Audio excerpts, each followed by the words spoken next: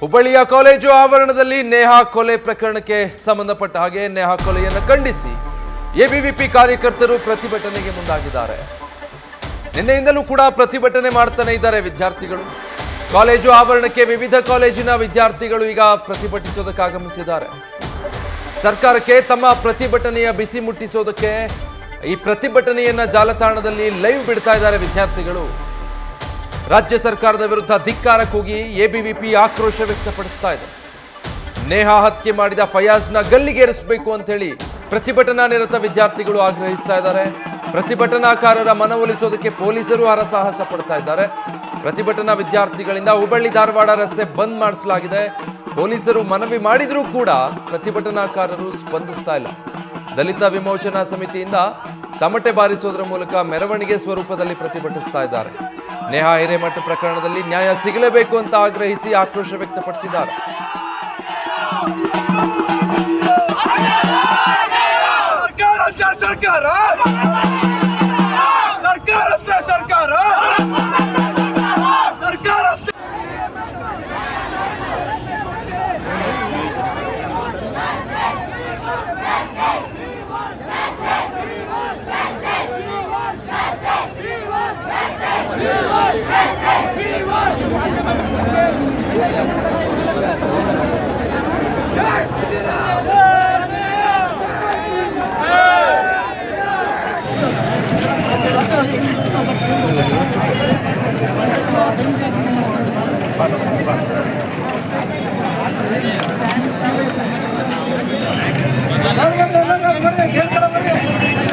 ಸರಿ ನಡು ಸರಿ ಸರಿ ಅಲ್ಲ ಸರಿ ಏ ಅಜ್ಜ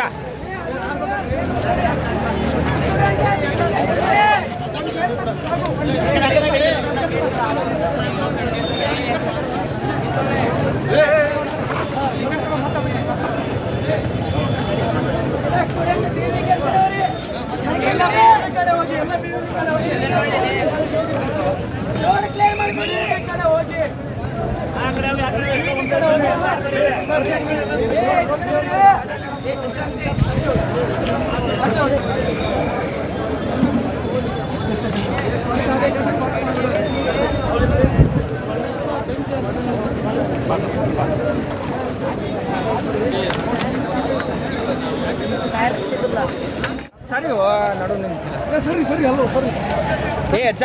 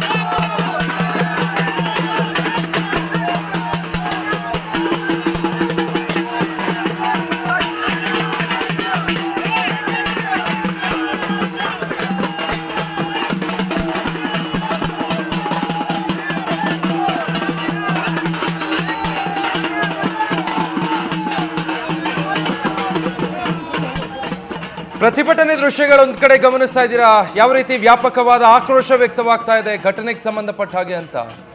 ಮತ್ತೊಂದು ಕಡೆ ಆ ಕುಟುಂಬಸ್ಥರ ಪರಿಸ್ಥಿತಿ ಏನು ಅನ್ನೋದನ್ನು ಗಮನಿಸ್ತಾ ಇದ್ದೀರಾ.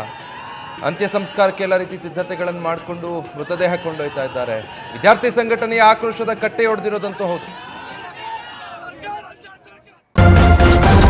ನ್ಯೂಸ್ ಫಸ್ಟ್ ನಿರ್ಭೀತಿಯಿಂದ ನಿಮ್ಮ ಪರವಾಗಿ.